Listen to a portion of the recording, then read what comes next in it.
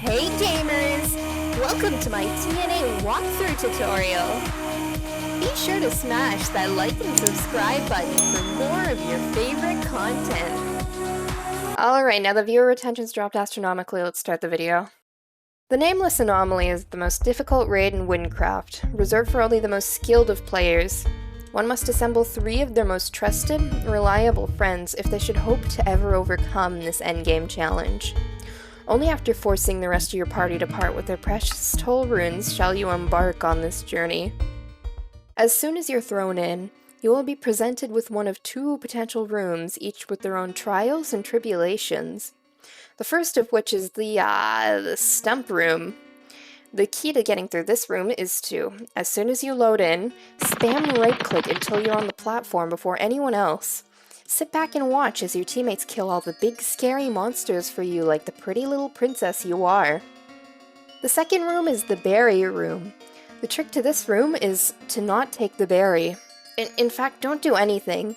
Literally just run around, kill mobs, sit back, take your hands off the computer and jerk off, hunker down in a corner or something.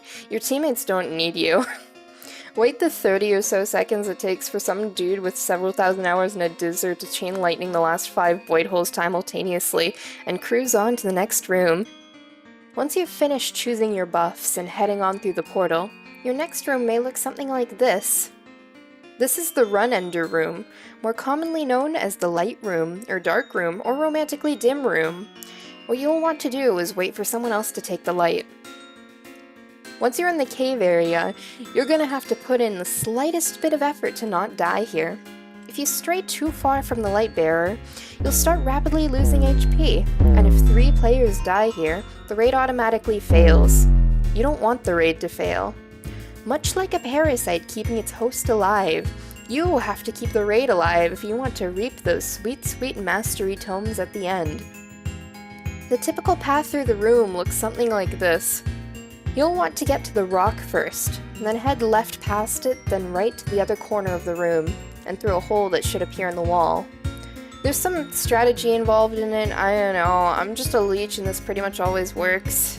Once you're in the next room, 9 times out of 10 the party's gonna swerve to the left and jump off some foliage to skip the parkour.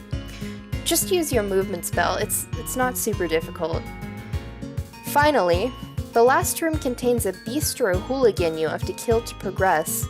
If you're knocked away, movement spell back to the light bearer as quickly as possible. Wait for the other players to kill the chiropterer, or lost eye if you're lucky, I guess. See the light at the end of the tunnel and get to the void hole. If you died at any point during this section, be sure to head to the void holes in each room because the rest of the party cannot progress until all ghosts are in the void holes. Which is stupid, by the way.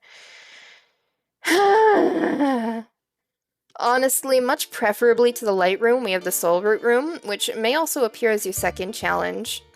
I have no idea how this room works.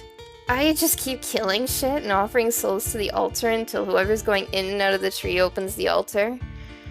Look it up, I don't know. Just don't go in the tree if you're getting carried.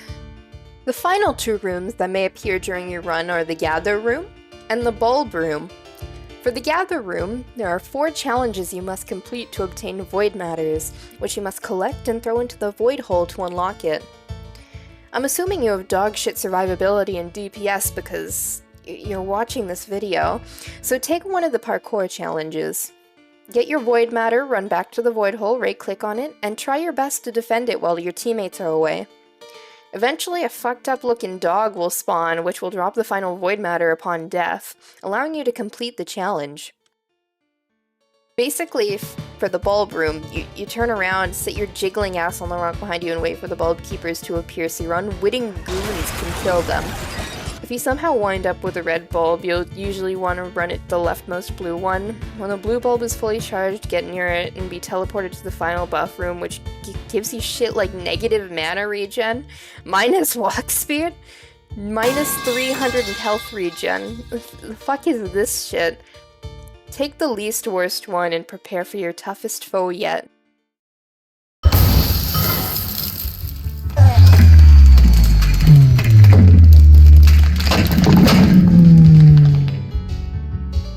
The Nameless Anomaly. The final boss of the eponymous raid, more commonly referred to incredibly anticlimactically as Greg, sports a crisp 300 levels and 22 million health. If you've made it this far into this video, you are not dealing any sizable amount of damage to this baddie. You can either die, tab out, and go play a better game, or you can try to survive for fun. If you're gonna try to survive, don't use provoke or anything that'll draw aggro, and avoid touching any of the void holes that may appear. When Greg teleports to the center of the room, he is in watched mode. If you get a "you're being watched" message, simply move out of the way. Try not to get too close to the boss. If he drops purple shit, run away. If he drops eyes, run away. Yada yada, some dude with idle fly hacks is soloing the boss anyway. Whether or not you survive does not change the outcome. The raid is won, and entirely without your help. You help yourself to the gnarly 2LE, shitty accessories, powders, and tomes in the rewards chest. Your party says thank you for raid, then collectively leave to queue without you. And you're left wondering if any of this was even worth it. Was the 2LE and pocket scraps enough compensation for publicly humiliating yourself? I mean, look at you. You're decked out in full morph, running a 40% convergence. What brought you here? Will you be here forever? Do you even want to be here? You could be doing anything better with your time. You could be warring for your guild, loot running to potentially make money far easier and faster than TNA, leveling a new class, running the Canyon Colossus, running forgery. Scratch that, don't run forgery. Anyways, that's my guide to getting carried in TNA.